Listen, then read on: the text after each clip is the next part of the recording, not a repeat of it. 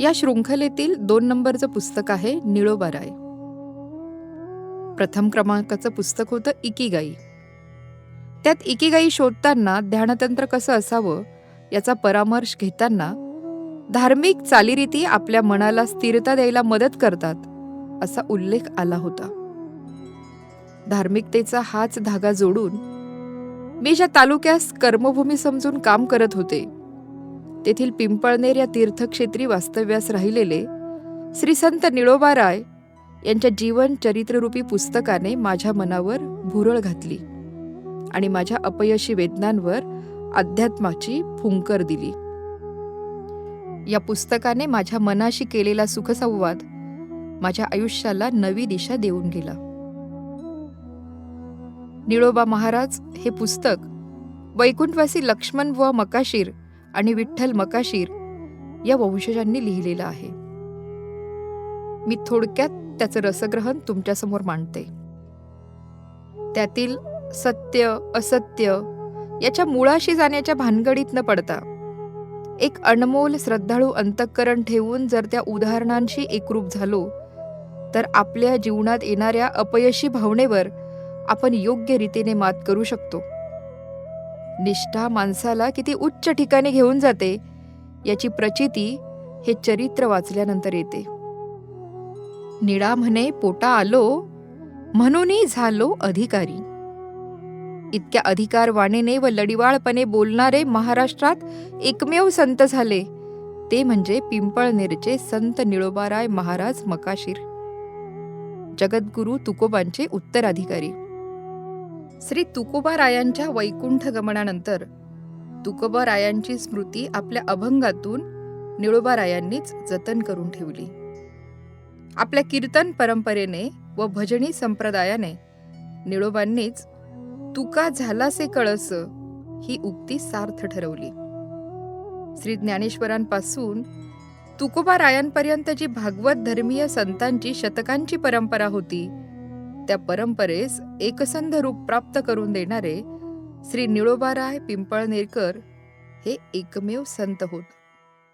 परंतु डहाळी आड आंबा असे नीन दिसेची कोणी असं श्री निळोबारायांनीच म्हटल्याप्रमाणे त्यांचं कर्तृत्व झाकाळून गेलं आहे.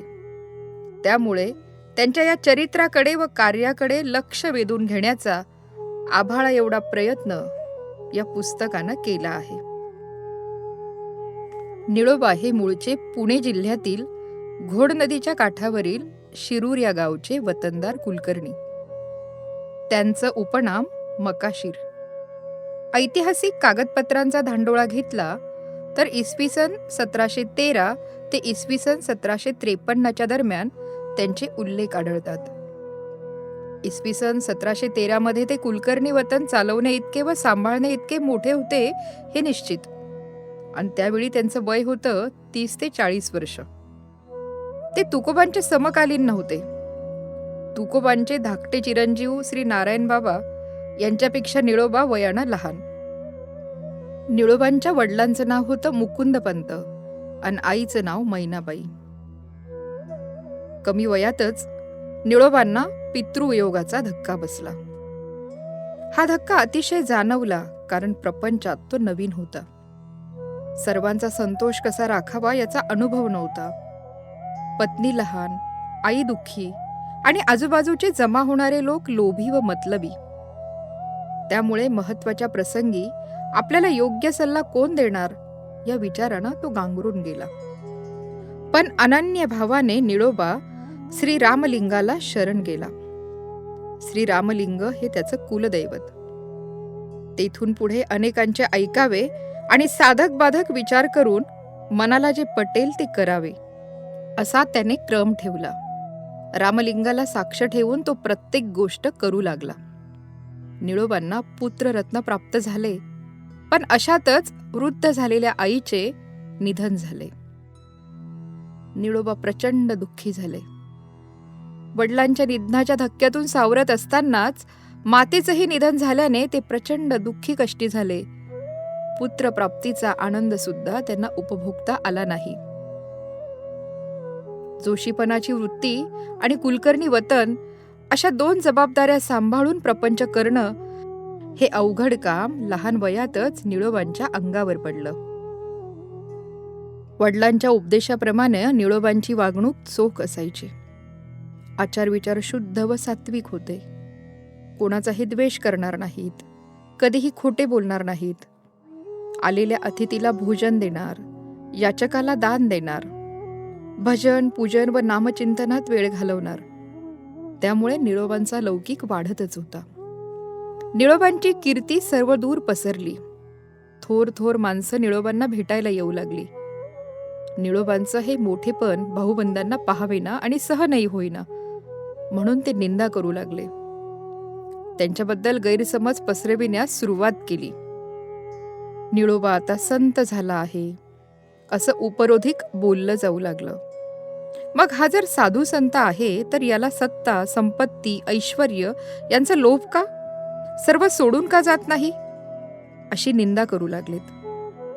आणि मग अशातच एक दिवस निळोबा सकाळी स्नान आटोपून नित्याप्रमाणे देवपूजेला बसले होते. देवपूजेला बसल्यावर मध्येच पूजेतून उठायचे नाही हा त्यांचा नियम होता आणि हे सर्वांना माहीतही होतं. निळोबांच्या विरोधकांनी ही आयतीच संधी साधली. चावडीवर सारा वसुलीचा अंमलदार आला आहे असे पाहून विरोधक त्या अधिकाऱ्याला म्हणाले, अहो, इतका उशीर झाला तरी निळोबा आपले हिशोब घेऊन तुम्हाला दाखवायला आला नाही. तुम्हाला त्याची कदरच नाही. कदाचित हिशोबातही घोटाळे असतील. अंमलदाराने निरोप पाठवूनही निळोबा येत नाही हे पाहून अंमलदाराला जरा राग आला आणि हे लोक बोलतात त्या अर्थी काहीतरी संशय सुद्धा त्या अधिकाऱ्याच्या मनात आला. म्हणून अधिकाऱ्यांनी हवालदाराच्या हाती पुन्हा निरोप पाठवला. ताबडतोब हिशोबाच्या वह्या घेऊन निळोबाला म्हणावे लगेच या. मैनाबाईंनी सांगितलं की ते पूजेला बसले आहेत, पूजा आटोपताच चावडीवर येतील. हवालदाराने चावडीवर जाऊन मैनाबाईनं सांगितलं त्याप्रमाणे वर्दी दिलीही. पण निळोबाच्या विरोधकांनी आणि भाऊबंदांनी केलेल्या बुद्धिभेदामुळे तो अधिकारी संतापला व स्वतःच उठला आणि रागारागानं त्यांच्या घरी गेला. मोठ्यानं ओरडून म्हणाला, काय रे, अरे किती वेळ तुझे भजन पूजन चालले आहे? तुला जर साधू बनायचे आहे तर हे कुलकर्ण वतन दुसऱ्या कोणाला देऊन का नाही टाकीत? वतनाचा लोभ धरून देवपूजेचं ढोंग माजवतोस.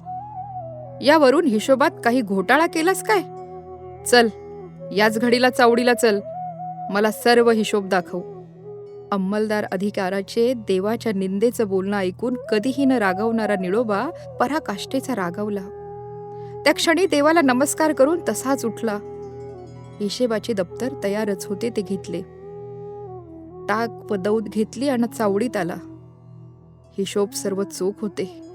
ते पाहून अधिकारी मनातून वरमला. त्याचा राग शांत झाला. सर्वजण निघून गेल्यावर निळोबा चावडीच्या समोर असलेल्या वडाच्या झाडाच्या पारावर विचार करीत एकटाच बसला. देवपूजेत नित्य उपासनेत विघ्न आल्यामुळे निळोबा खूप दुःखी कष्टी झाला. या पोटाकरता व संसाराकरता कुलकर्ण वतन करायला लागलो, पण त्यामुळे परमेश्वर दुरावला. माझ्या पूजेत व्यत्यय आला. मग जर संसारामुळे व कुलकर्ण वतनामुळे परमेश्वर दुरावणार असेल तर हा संसार आणि ते कुलकर्ण वतन नको मला. तो विचार करू लागला. त्याचं मन म्हणू लागलं, आता तरी विचार करी ध्यायी अंतरी विठ्ठला, नाही तरी व्यर्थची जाशी पुढे 84 भोगाया. योग्य वेळीच सावध झालो नाही तर परमेश्वर प्राप्ती कशी होणार? क्षणोक्षणी हाची करावा विचार, तरावया पार भव सिंधू. संसार माया मोह आपतेष्ट यात अडकून पडलो तर अंतिम परमोच्च सुखाला मुकावे लागेल. काळाची ये उडी पडेल बा जेव्हा, सोडविना तेव्हा माय बाप. निळोबांनी त्या पारावर बसून खूप विचार केला. शेवटी तेथून उठले. रामलिंगाच्या मंदिरात आले. हिशोबाचं दप्तर, लेखणी, दौत रामलिंगापुढे ठेवून म्हणाले, हे दप्तर आपले आपण सांभाळा. आम्हाला नको ही कुलकर्ण वतनाची नोकरीही नको. आता हा निळोबा नवविधा भक्ती करणार आहे. याप्रमाणे बोलून रामलिंगाला साष्टांग नमस्कार केला. प्रदक्षिणा घालून घरी आला. बायकोला हाक मारली. मैनाबाई अल्पवयीच होती. हाक ऐकता क्षणीच समोर आली. काळजीयुक्त चेहऱ्यानं तिनं आपल्या पतीकडे पाहिलं. निळोबांनी तिला निक्षून सांगितलं, "मी निघालो, मला घरात राहायचे नाही. या घराचा, वतनाचा आणि सर्व संपत्तीचा मी त्याग केला आहे. मला हे काहीही नको. मी तीर्थाटनाला जाणार आहे. मला तू संमती दे." मैनाबाई चकित झाली. आज असे काहीतरी होणार असं तिला वाटतच होतं. हे ऐकल्याबरोबर मैनाबाई म्हणाली, "मी काही आपल्या बाहेर नाही, पण या वयातच असं करणं बरं का?" मैनाबाईनं हळूच प्रश्न केला. "वेडी आहेस तू. अगं, वयाचा प्रश्न कोणाला? संसार करावा हा मनाचा संस्कार आहे. एकदा हे सर्व सोडण्याचं ठरवलं की जग आपलं झालं. वयाचा प्रश्न हा संसार सुखासाठी आहे, पण संसारातच सुख नाही असं निश्चित झाल्यावर वयाचा प्रश्न येतोच कुठे? घरातही तुला उणे पडणार नाही, पण तुझ्या सुखासाठी मला अडवू नकोस." हे निर्वाणीचं बोलणं ऐकून मैनाबाई विचार करू लागली. आम्हा स्त्रियांचं सौभाग्य म्हणजे पती, आणि पती म्हणजे आमचा संसार. अर्थात पती वाचून असलेला सौभाग्यहीन संसार मला काय करायचाय? पती नाही तर स्त्रीचे जीवितच नाही. या विचारानं तिनं एक प्रकारचा निश्चय केला. पतिचरणावर आपलं मस्तक ठेवून ती म्हणाली, "पतिराज, जिकडे तुम्ही तिकडेच मी." आपल्या पत्नीचं बोलणं ऐकून निळोबा सद्गदित झाले. निळोबा आणि मैनाबाई मग मुलांसह एका वस्त्रानिशी बाहेर पडले. परत निघण्यापूर्वी आपलं घर ब्राह्मणाला दान देऊन टाकू, म्हणजे अखेरचा एक पाश सुद्धा नाहीसा होईल. वतन देवाला दिलेलंच आहे. आता दोघे मिळून घराचे दान उदक ब्राह्मणाच्या हाती सोडू आणि परमार्थासाठी तीर्थयात्रेच्या वाटेला लागू. त्यागाशिवाय वैराग्यात आनंद नाही असा विचार करून निळोबांनी गृहदानाचं पाणी सोडलं. कधीही कोणीही न पाहिलेला चमत्कार पाहावयास गावातील सर्व मंडळी जमली होती. लहान वयात निळोबाने आम्हा सर्वांना लाजवलं. लोक म्हणाले, "निळोबा, तुम्ही रुसून जाऊ नका. आम्ही सर्वजण तुम्हाला सहाय्यता करू. तुम्ही अजूनही माघारी या." पण निळोबांचा निश्चय पक्का होता. जसं ध्रुवानं कोणाचं ऐकलं नाही, तसं निळोबांचाही ध्रुव निश्चय होता. दोघेही जण निघाले. पुढे निळोबा, त्यांच्या मागे मैनाबाई आणि मुलं शिरूरहून पायी निघाले. ते थेट पारनेरला आले. पारनेर हे पूर्वी पाराशर ऋषींचं पवित्र क्षेत्र म्हणून प्रसिद्ध होतं. व्यासांचे पिता पाराशर येथेच राहत असत. त्या काळी पारनेरला ब्राह्मणांची वस्ती मोठी होती, म्हणून पारनेरला राहण्याचं निळोबांनी ठरवलं. त्या काळी पारनेरला दिवसा पुराण, प्रवचन आणि रात्री कीर्तन भजन चाले. तेव्हा निळोबांनी दिवसा पुराण ऐकायला जावं आणि रात्री कीर्तनाला जावं. पत्नीही बरोबर जात असे. निळोबांनी नित्य भिक्षा मागून आणावी. नंतर स्नान, संध्या, पूजा अर्चा करून नैवेद्य वैश्वदेव करून नंतर भोजन करावे. अल्पवेळ वामकुक्षी व नंतर पुराण प्रवचन याप्रमाणे दोघांचंही अखंड नामचिंतन सुरू झालं. नाम वाचे श्रवणी कीर्ती, पाऊले चित्ती समान, असा दिनक्रम काहीसा चालला होता. पुढे आषाढ महिना आल्यावर निळोबा पत्नी मुलांसह पायीवारी पंढरीला निघाले. पंढरपुरा जाऊ चला, भेटू रखुमाई विठ्ठला, असं म्हणत दोघेही पायी वाटचालीनं भजन करत पंढरी चाले. चंद्रभागेत स्नान केले. गरुड खांबाला कडकडून आलिंगन दिले. पांडुरंगाच्या गाभाऱ्यात गेले. डोळे भरून पांडुरंगाचे रूप पाहिले आणि त्याच क्षणी आठवण झाली. शिरूर सोडताना मैनाबाई समक्ष प्रतिज्ञा केली होती की सोडून संसार चिंता सारी, धरीन पंढरीची वारी, पुंडलिका समद्वारी देव उभा करीन. याप्रमाणे पंढरीत 4 दिवस राहून निळोबा पंढरीहून पुन्हा पायी निघाले. देहूत आले. तेथे तुकाराम महाराजांचे धाकटे चिरंजीव नारायण बुवा यांची भेट झाली.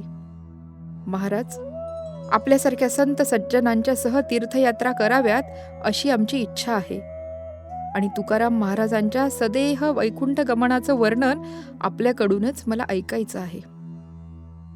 नारायण बुवांनी निळोबांची सात्विक वृत्ती व तळमळ पाहून त्यांना तुकाराम महाराजांच्या सदेह वैकुंठ गमनाच्या सोहळ्याचं रसभरीत वर्णन करून संपूर्ण चरित्र कथन केलं. ते ऐकून निळोबा व मैनाबाई देहभान विसरले.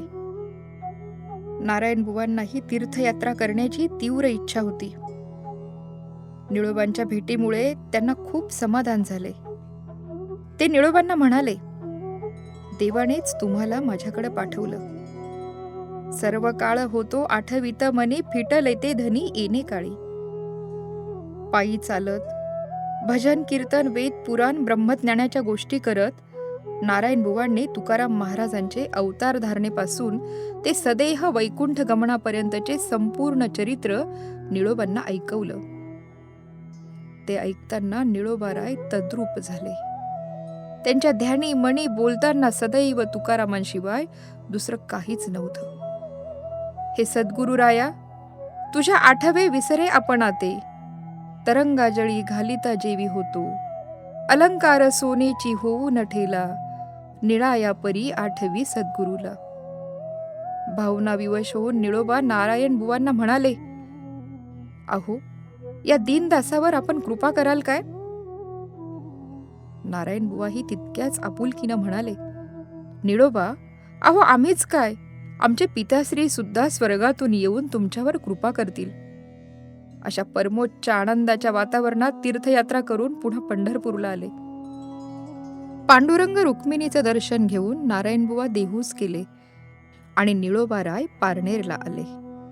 पण निळोबांना अहोरात्र तुकाराम महाराजांचाच ध्यास लागला. निळोबा बेभान होऊन सारखे तुकाराम तुकाराम असा जप करू लागले. तुका ध्यानी तुका म्हणी, तुका दिसे जनीवनी, तुका तुका म्हणोनी निशिदिनी बोलावे. पतीची ही अवस्था पाहून मैनाबाई हतबुद्ध झाली. काय बोलावे आणि कशी समजूत घालावी हेच तिला कळेना. निळोबांनी खाणेपिणे वर्ज्य केले. एकाच अंगावर 42 दिवस पडून राहिले. सर्वांनी निळोबांना सांगितलं की निळोबा, तुकाराम महाराज वैकुंठाला जाऊन अनेक वर्ष लोटली आहेत. आता ते कधीच भेटू शकणार नाहीत.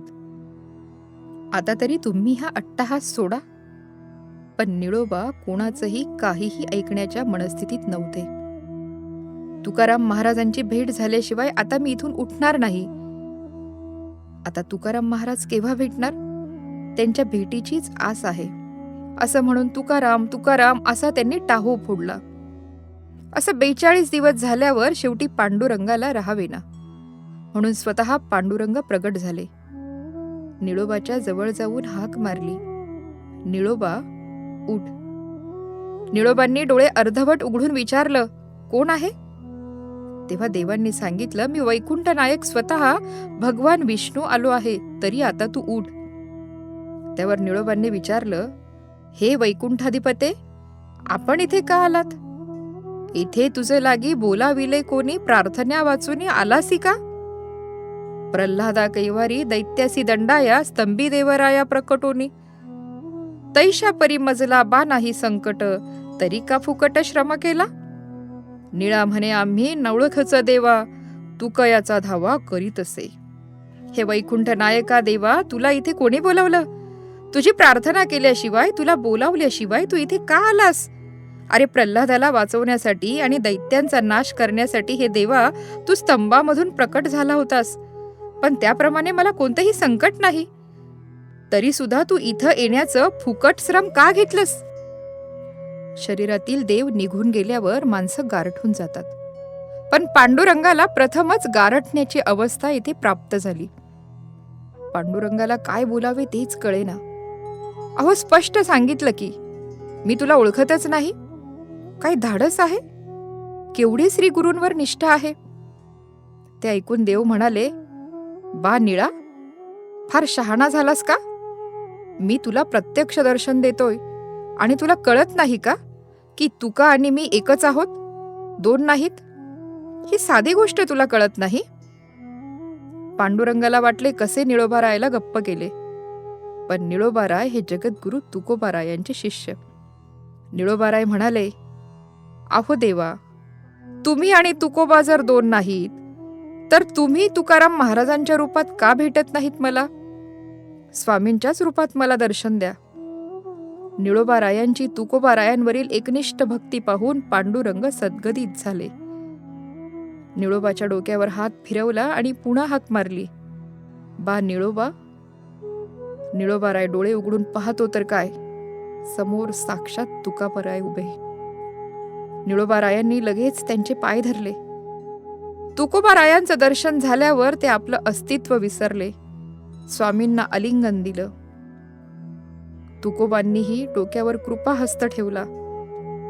येऊनिया कृपावंते तुकया स्वामी सद्गुरुनाथे, हात ठेविला मस्तकी देऊनी प्रसाद केले सुखी.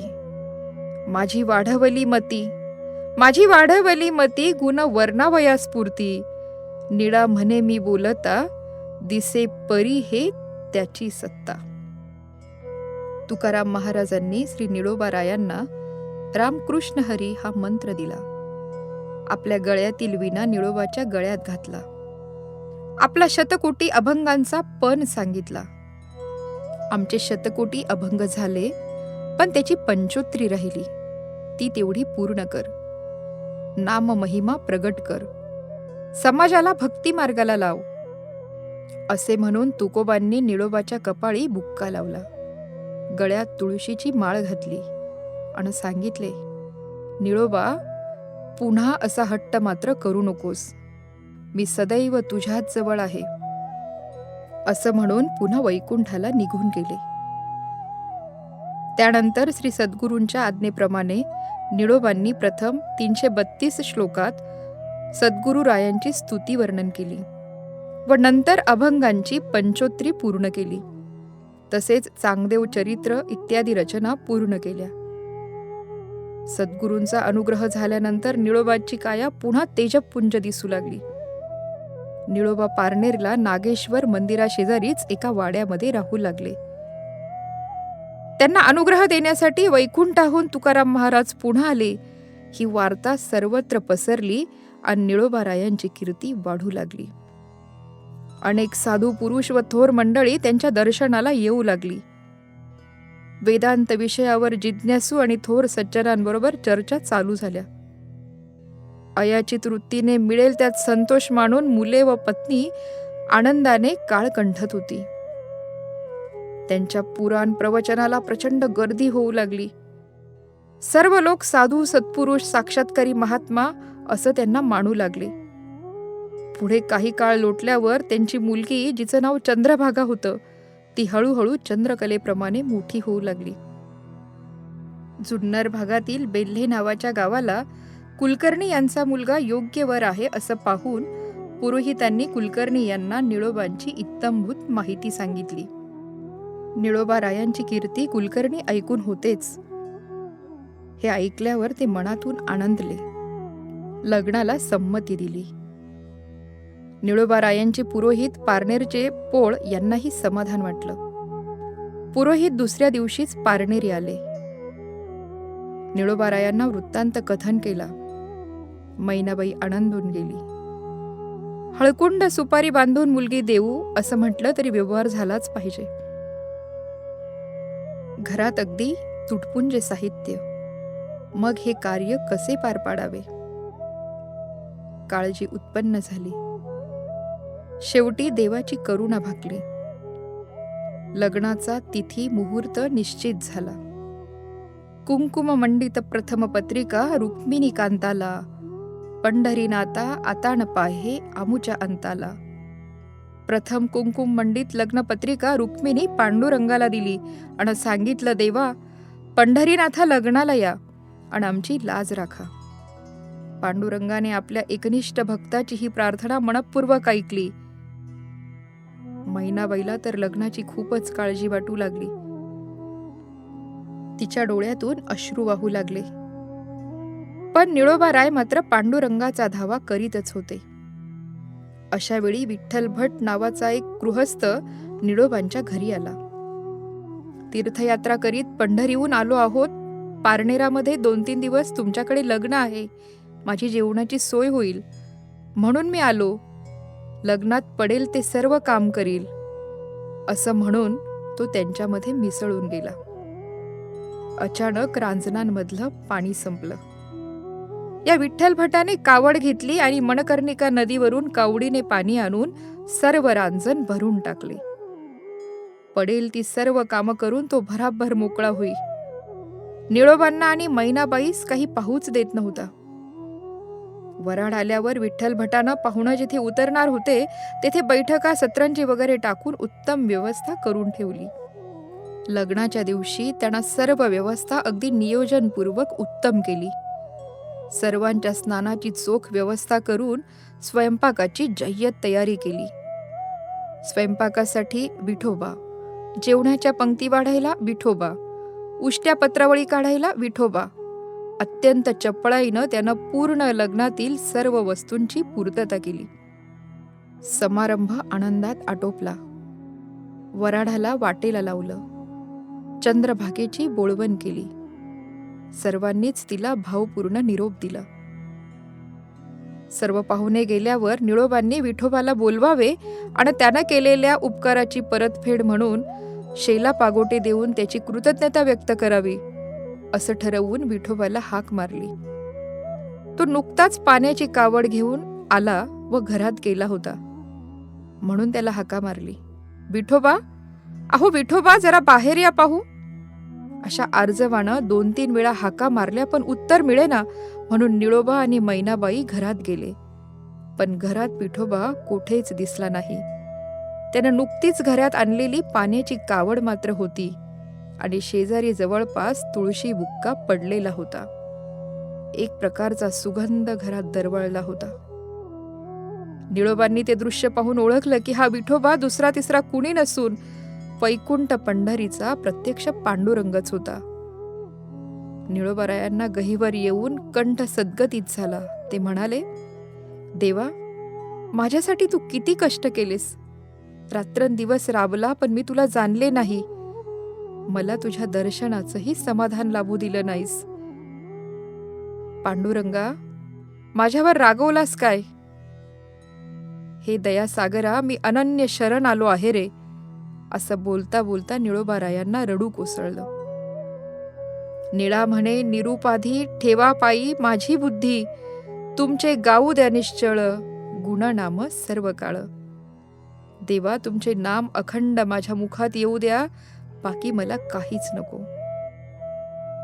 निळोबारायांच्या मुलीच्या लग्नात पारनेरला देवानं पाणी वाहिलं. इतकंच काय, लग्नातील सर्वच कामे केली. ही वार्ता आता सर्वत्र पसरली आणि अनेक लोक त्यामुळे त्यांच्या दर्शनासाठी येऊ लागले. निळोबाराय आषाढी एकादशी आणि कार्तिकीस पंढरीची वारी कधीही चुकवत नसत. सुखे करावा संसार, परीना सोडावे दोन्ही वार, दया क्षमा घर चोजवित येतील. आषाढी निकट आला कार्तिकीचा हाट. आषाढी आणि कार्तिकी वारी ते नेमानं करीत असत. निळोबारायांचा असा हा वारीचा क्रम कायम अनेक वर्ष चालू होता. ते वारीला निघाले की पारनेरहून पायी निघून पहिला मुक्काम पिंपळनेरला पिंपळेश्वराच्या महादेवाच्या पुरातन दगडी मंदिरात करत असत आणि दुसऱ्या दिवशी पहाटेच उठून वारीतील वाटचाल सुरू करून तेथून निघून पुढील गावी मुक्कामाला जात असत. अशी त्यांची नियमित वारी चालू असताना एकदा एका वारीला असं घडलं की त्यावेळी पिंपळनेरचे पाटील रामचंद्र गाजरे हे आजारी पडले होते. महारोग लागला चित्ती चिंतातूर असती. रामचंद्र पाटलांना महारोग झाला होता व त्यांची प्रकृती पार खालावली होती. मोठमोठे वैद्य आणून नाना प्रकारचे उपाय केले, परंतु कशानेच फरक पडत नव्हता. रोग करी दूर उमा मरणा, तुझी घालू समाराधना, विनंती ऐकोनी गौरी रमण, द्रवला चित्ती दयाळ. हे पिंपळेश्वरा, आमच्या पाटलांना बरं वाटू दे. त्यांचा महारोग बरा कर. तुझा आम्ही मोठा उत्सव समारंभ करू. अशी प्रार्थना ऐकून पिंपळेश्वराने एका गोसाव्याच्या रूपात पाटलांच्या वाड्यात प्रवेश केला आणि अलख निरंजन अशी गर्जना केली. वाड्यातील सर्वांचे चेहरे चिंतातूर झालेले पाहून गोसावी महाराजांनी विचारलं की काय गडबड आहे, आणि मग त्यांना सगळा इतिवृत्त सांगितला. तेव्हा ते म्हणाले, तुमच्या गावात एक मोठा हरिभक्त अधिकारी पुरुष शंकराच्या मंदिरात मुक्कामाला आज येईल. त्यांच्या हातानं पाटलांना बुक्का लावा, म्हणजे रोग तत्काळ बरा होईल. काही वेळातच संध्याकाळच्या सुमारास निळोबाराय ठरल्याप्रमाणे पिंपळेश्वर महादेवाच्या मंदिरात मुक्कामी आले. भुलोजी पाटील व गावातील अनेक लोक लगेचच शंकराच्या मंदिरात गेले. निळोबारायांच्या पायावर मस्तक ठेवून नमस्कार केला आणि त्यांना विनंती केली की आमचे महाराज आजारी आहेत. आपण तुमच्या हाताने त्यांना बुक्का लावा, आशीर्वाद द्या, ते नक्की बरे होतील. हे बोलणे ऐकून निळोबाराय म्हणाले, अहो, मी काही वैद्य नाही किंवा आम्ही काही पंचाक्षरी नाही. आम्ही आपले पंढरीचे वारकरी आहोत. आम्हाला त्यातले काहीही येत नाही. नेन ती काही टानाटोना नामस्मरणा वाचोनी. की बाबांनो, मला फक्त नामस्मरण येतंय, कुठलाही टानाटोना येत नाही. पण त्यावर भुलोजी पाटील म्हणाले की हे काही नाही महाराज, आपले पाय आमचे घरी लागावेत असा आमचा हेतू आहे. आपला कृपाहस्त आमच्या वडिलांच्या मस्तकी ठेवा म्हणजे झालं. अशी प्रार्थना ऐकताच निळोबाराय उठले आणि पाटलांच्या घरी पोहोचले. त्यांच्या जवळ जाऊन बसले, कपाळी बुक्का लावला आणि मस्तकावर हात ठेवून म्हणाले, लावून या हात कुरवाळीला माथा, सांगितले चिंता न करावी. काही काळजी करू नका, पांडुरंग आपणास आराम देईल. असं म्हणून निळोबाराय महादेव मंदिरात आले. मध्यरात्रीपर्यंत तेथे कीर्तन झालं.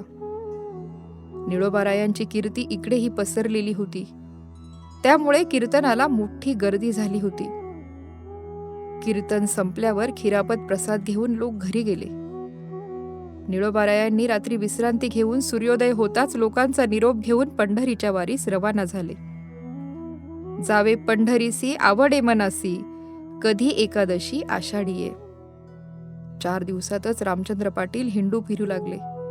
त्यांची व्याधी दूर झाली. भुलोजींनी घडलेला वृत्तांत आपल्या वडिलांना सांगितला. त्यावर रामचंद्र पाटील म्हणाले, मला ज्यांनी वाचवले ते यापुढे पिंपळनेरीलाच राहतील. आता या गावातच त्या साधू पुरुषाला ठेवून घ्यायचे. भुलोजींच्या मनातही तसेच होते. वडिलांची संमती पाहून भुलोजीला आनंद झाला आणि आता वारी संपवून निळोबा परत कधी येतात याची सर्वजण वाट पाहू लागले. इकडे निळोबा पंढरपूरला पोहोचले.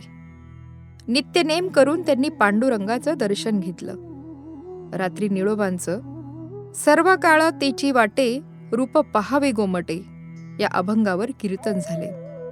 2 दिवसानंतर निळोबाराय पंढरीहून निघाले. मुक्काम करीत करीत पायी चालत पिंपळनेर जवळ आले. ही बातमी गावभर गेली. त्यांना सामोरे जाण्यासाठी सर्व ग्रामस्थ गोळा झाले. टाळ, पखवाज, विणा यासह दिंडी निघाली. निळोबाराय भेटताच अत्यानंदाने त्यांच्या चरणावर मस्तक ठेवून साष्टांग नमस्कार घालून वाजत गाजत निळोबारायांना पिंपळनेरात आणले. गावातील इतर प्रमुख मंडळींनी निळोबांना पिंपळनेरी कायम राहण्याचा आग्रह केला. पारनेर येथून जवळच आहे. वारीस जाता येता मी अवश्य येथे मुक्काम करील, असं निळोबारायांनी उत्तर दिलं. पण रामचंद्र पाटलांना हे उत्तर मानवलं नाही. त्यांनी पुन्हा आग्रह केला आणि गोसावींची ती गोष्ट सांगितली. मग निळोबा म्हणाले, पिंपळेश्वराच्याच मनात असेल तर मग आपण विरोध का करावा. शेवटी निळोबारायांनी पाटलांच्या विनंतीला मान्यता दिली आणि पिंपळनेरीच राहायचं ठरवलं. सर्वांना आनंद झाला. पाटलांनी मूळ पाठवून मुलाबाळांसह मैनाबाईला पिंपळनेरी आणलं. पाटलांनी निळोबारायांना राहण्यासाठी जागा दिली, घर बांधून दिलं. जे कमी पडेल ते आणून दिलं. घरवाडा शेत दिलं. निळोबाराय पिंपळनेरी येऊन राहिले.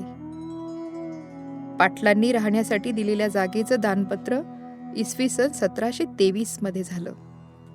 देखोनिया शुद्ध भाव पंढरीहून आले देव. निळोबाराय पिंपळनेरी पाटलांनी दिलेल्या घरात राहू लागले. कीर्तन, भजन, नामचिंतन चालू होते. दिवसेंदिवस निळोबारायांची मानमान्यता वाढू लागली.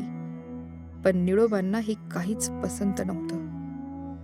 अखंड एकांत आणि सतत ईश्वर चिंतन, भजन, प्रवचन, कीर्तन या वाचून आपल्याला काहीही नको असे ते म्हणत.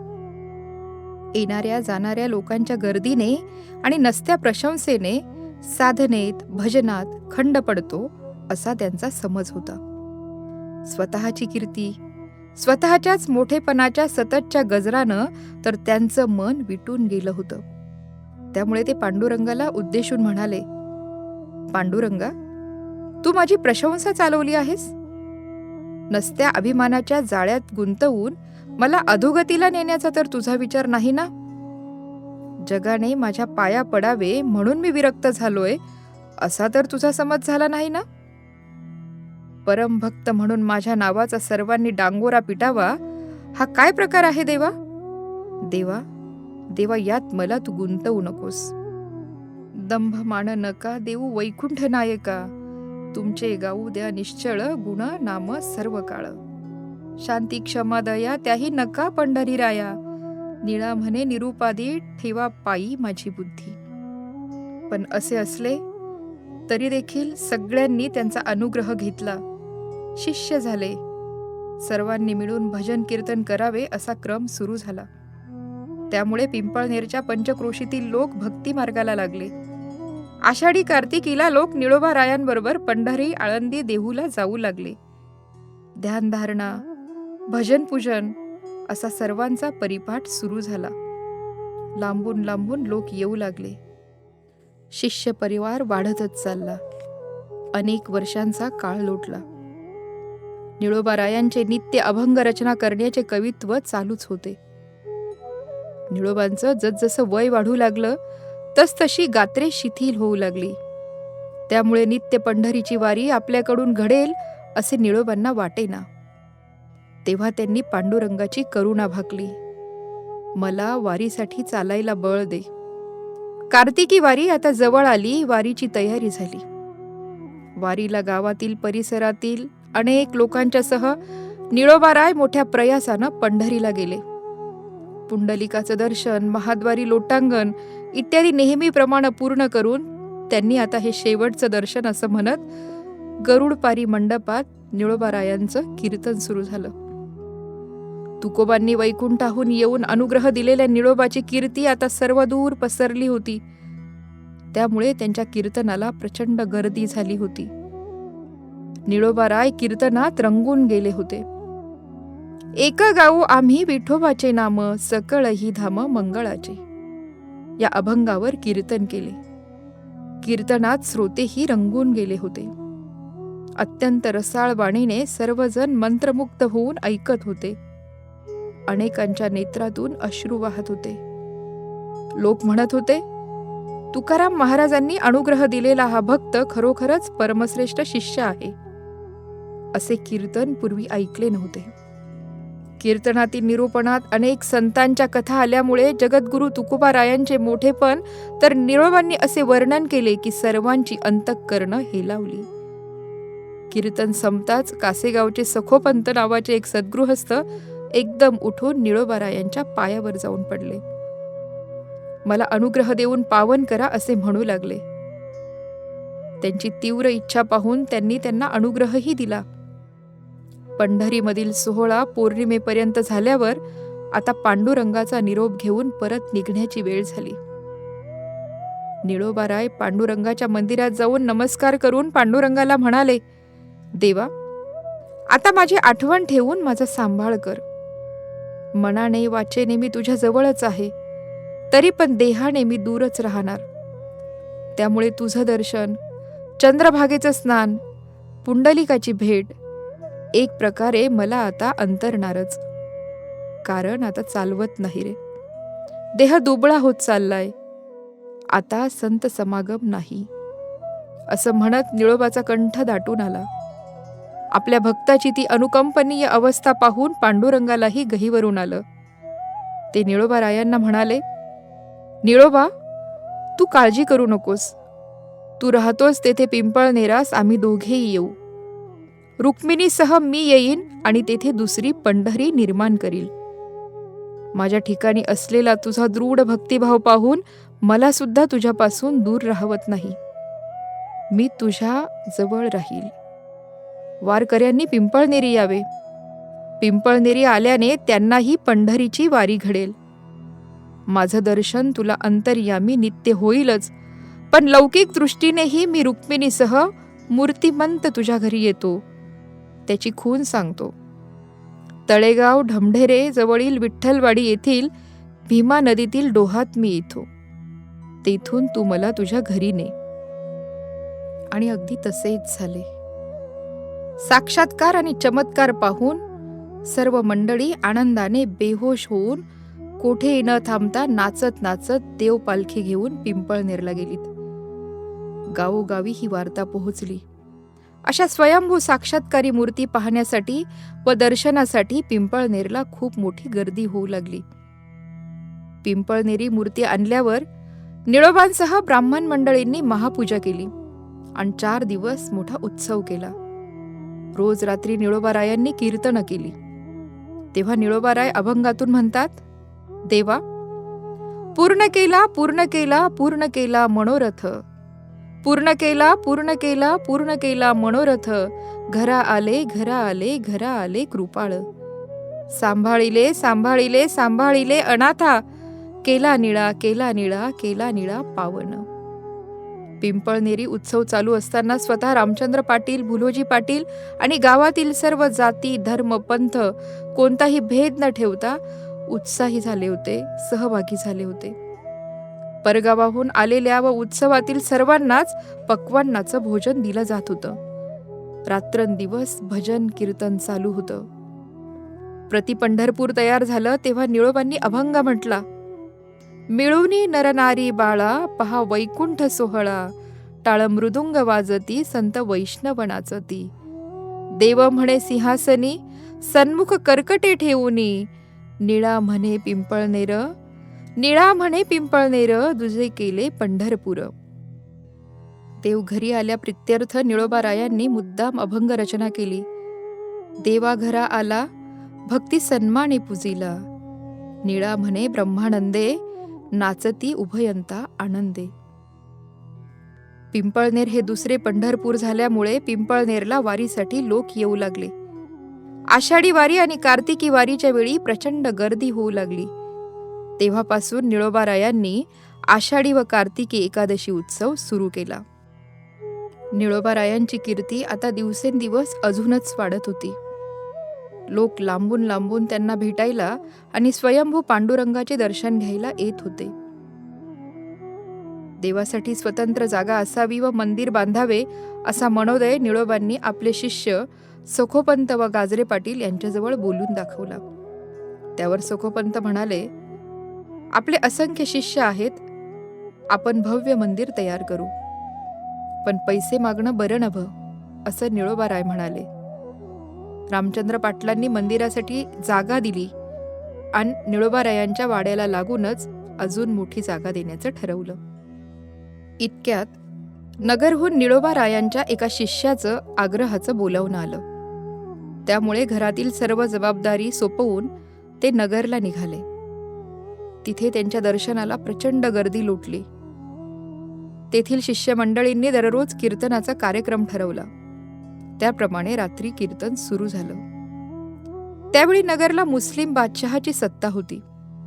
त्यामुळे मध्यरात्रीनंतर कीर्तन असो वा भजन ते बंद करावे व सर्वांनी आपापल्या घरी जावे असा कडक दंडक होता. मध्यरात्रीनंतर जर कोणी बाहेर दिसला तर त्याला गस्त घालणारे पकडून नेत असत. कोतवालाची या बाबतीत करडी नजर होती. निळोबारायांच्या कीर्तनाला असा काही रंग भरला की मध्यरात्र होऊन गेल्याचे कोणाच्याही लक्षात आले नाही.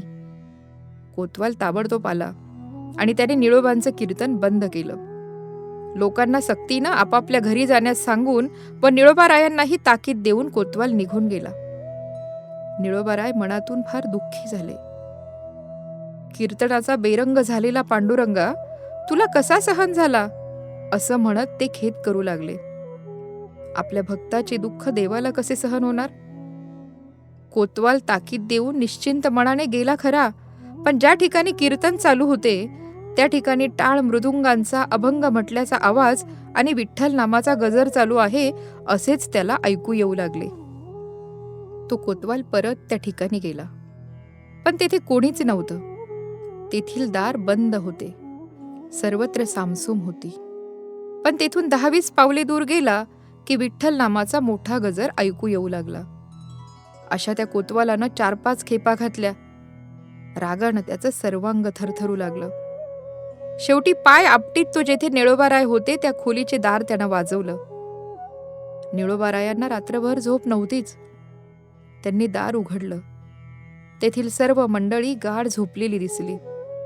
सर्वत्र अंधार होता. कसलाही आवाज नव्हता. तो तसाच बाहेर पडला व थेट स्वतःच्या घरी जाऊन झोपला. पण झोप कुठली? पुन्हा टाळ मृदुंग विठ्ठल नामाचा जय जयकार त्याला ऐकू येऊ लागला. पण आता तो कंटाळला होता व हेलपाटे घालून थकलाही होता. अहंकाराचा तोरा आणि मस्ती उतरली होती. त्यामुळे त्याची विवेकबुद्धी जागी झाली. शिवाय निळोबारायांची कीर्ती त्यानं ऐकलेली होती.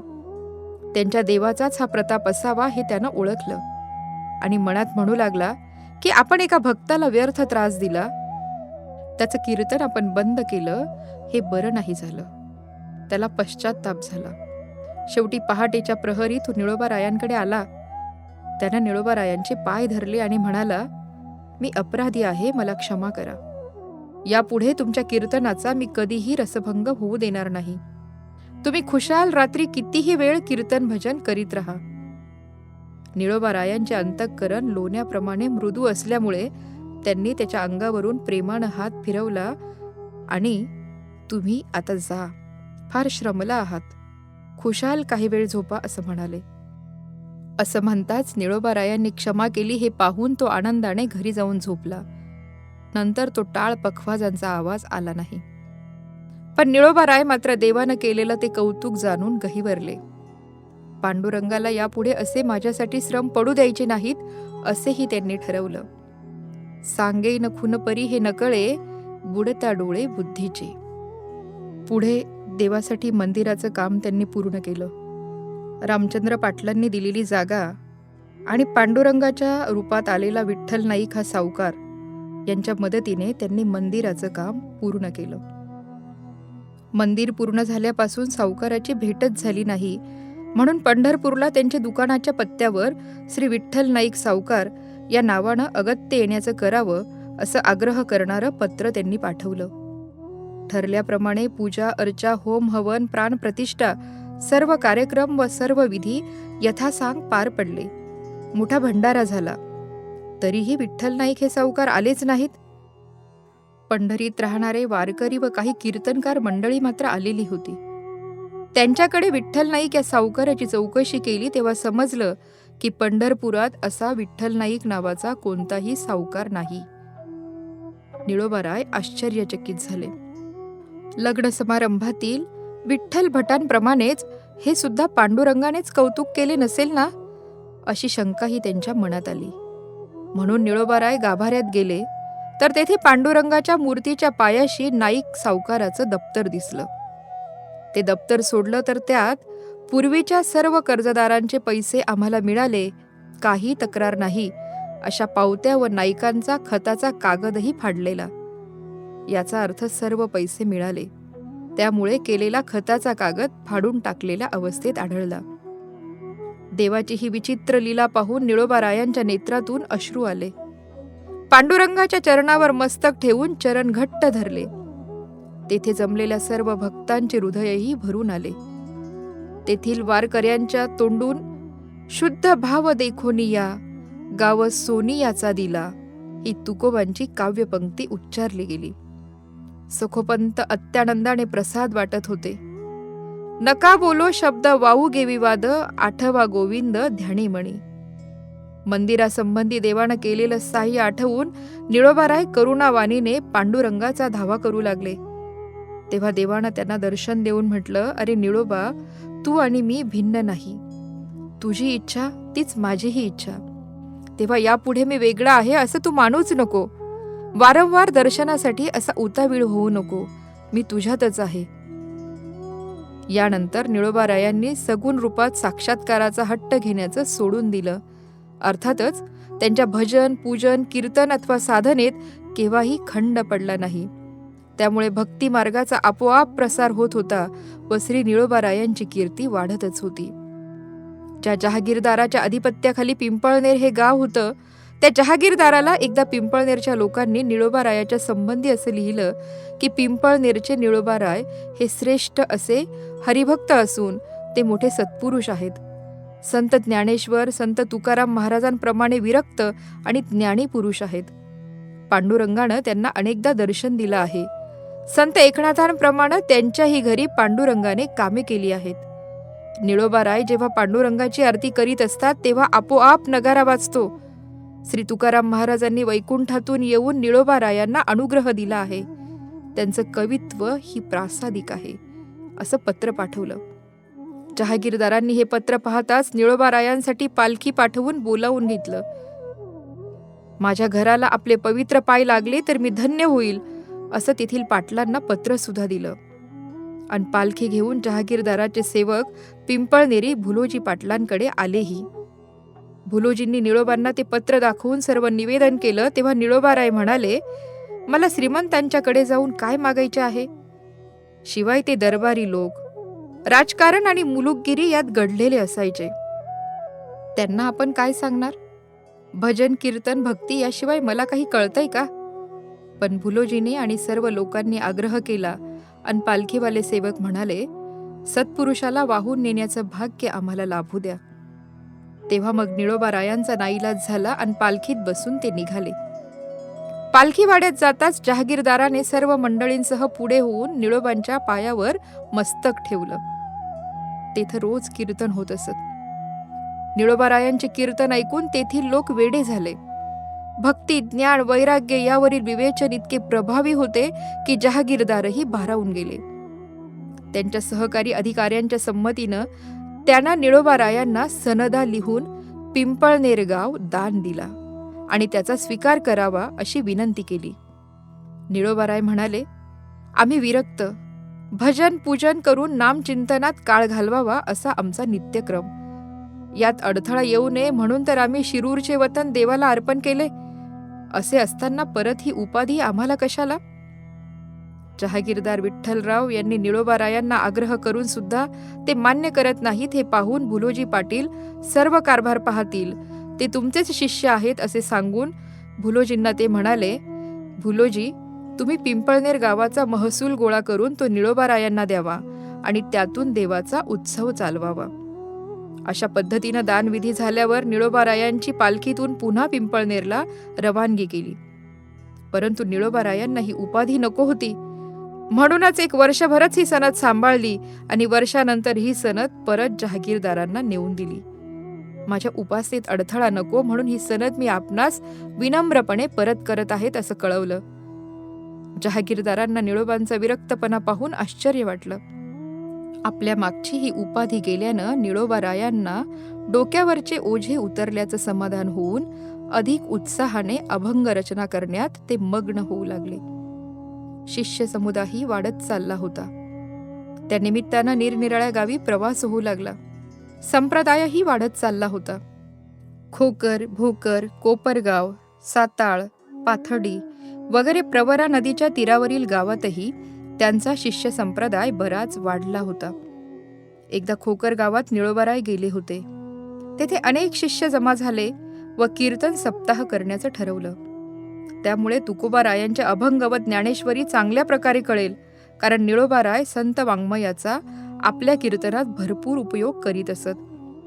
खोकर गावातील सप्ताह सुरू झाला. कीर्तनासाठी भरपूर गर्दी होऊ लागली. कीर्तनात लोक इतके रंगून जात होते की बाकी सर्वांचा विसर पडू लागला. कीर्तनाला नित्यनेमाने एक ब्राह्मण स्त्री येत होती. निळोबारायांचा तो भक्तिभाव आणि तन्मयता पाहून तिची त्यांच्यावर भक्ती जडली. ती सुद्धा अध्यात्मातील अधिकारी स्त्री होती. ब्रह्मीभूत काया होतसे कीर्तनी याचा खरा अर्थ निळोबारायांच्या कीर्तनात तिला कळून आला. एके दिवशी तिने निळोबारायांना घरी भोजनासाठी निमंत्रित केलं आणि माझ्या घरची मीठ भाकरी गोड करून घ्यावी अशी इच्छा व्यक्त केली. ती बाई म्हणाली, उदयिक माझी या घरासी, तुम्ही यावे भोजनासी. सर्वांस न्यावे हे मानसी, परी मी दरिद्री द्रव्यहीन. महाराज, माझ्या घरी उद्या आपण जेवायला या. शिष्यांसह तुम्हा सर्वांना जेवायला बोलवावे अशी इच्छा होती, पण माझी तितकी ऐपत नाही. आणि येले भिक्षेचे पीठ, ते तुम्हासी घालावी भाकर मीठ. यावे एकले एकटे, पक्ष कनिष्ठ आहे माझा. तसा बाईचा सहस्र ब्राह्मण भोजनाचा नवस होता. परंतु ऐश्वर्य असताना सवड झाली नाही आणि पुढे गरिबी आल्यावर ऐपत नाही. नवस तसाच राहिला. पुढे त्या घरातील सर्वजणांचे निधन झाले व ही बाई एकटीच राहिली. बाईच्या मनात पक्का निश्चय ठरला की सहस्र भोजनाचा वडिलांचा नवस असला तरी तो आपण पूर्ण करू. बाईंचा शुद्ध भाव पाहून निळोबारायांनी हे निमंत्रण स्वीकारलं. बाईंना फार आनंद झाला. तिनं सामानाची तयारी केली. गरिबी असली तरी तिने कणिक, तांदूळ, डाळ, गूळ, उत्तम साजूक तूप, दही वगैरे काही भिक्षा मागून, काही उधार, काही उसनं आणलं. मनातून तीव्र इच्छा असल्यावर काय कमी पडणार. सकाळीच स्वामींना बोलवून आणलं. महाराज, पांडुरंगाला नैवेद्य समर्पण करा आणि देवाला सांगा गरिबाची मीठ भाकरी आहे ती गोड मानून घ्या. ते ऐकून निळोबाराय म्हणाले, अहो बाई, जर अशी मीठ भाकरी रोज मिळाली तर आमचा पांडुरंग पुष्ट होईल आणि मग बळेच ढकलला तरी जाणार नाही. देव म्हणे माझे पुरत असे कोड, संगती या गोड वैष्णवांचे. आणि अखेरीस या दीनदासीवर केवढी मोठी कृपा झाली. तिचं सहस्र ब्राह्मण भोजनाचं स्वप्न पूर्ण झालं. कोण पुण्य फळा आले, आजी देखील पाऊले, ऐसे नेनो नारायणा, संती सांभाळिले दिना. अवघा टाकोनी या धंदा, या रे गोविंदा सांगतो. ईश्वराचं सर्वव्यापी स्वरूप आणि त्याचे कार्य जाणण्याची तळमळ ज्याला असेल त्याला मोहाची बाधा मुळी होणारच नाही. कारण देव सर्वत्र भरलेला आहे आणि जीवमात्रांच्या कल्याणासाठीच त्याचं कार्य असतं. कोणत्याही बऱ्या वाईट गोष्टी घडण्यामागे ईश्वरी संकेत असतो. तो हेतू प्रारंभी कळून येत नाही. हर्ष, खेद हे कळतेपणाचे धर्म आहेत. षड्विकारांचे मूळही यातच आहे. यालाच अज्ञान किंवा माया म्हणतात. देवाचं दर्शन होणं म्हणजे अखंड समाधान. असं दर्शन सद्गुरु कृपेनेच होतं. गुरुभक्तीमुळे गुरुकृपा होते. हे निळोबारायांचे कीर्तनातून नित्य निरूपण चालू असताना तिसऱ्या प्रहरी एक मनुष्य धावत धावत येऊन निळोबारायांना म्हणाला, महाराज, नजीकच्या जंगलातून अतिशय चपळ, अत्यंत देखणी आणि अत्यंत दिव्य अंगकांती असलेले 3 हरणे वायूच्या वेगाने या देवळाकडे येत आहेत. त्यांचा हा निरोप ऐकून निळोबारायांनी सर्व श्रोत्यांना सांगितलं, आताच माझ्या सांगण्याचे प्रत्यंतर पहा. आणि ते उठले. सर्वांना कळवा की हरणांना कसलीही कोणतीही इजा करू नका आणि ती हरणे काय करतात ते पहा. असे सांगून निळोबाराय मंदिराच्या दाराशी हात जोडून उभे राहिले.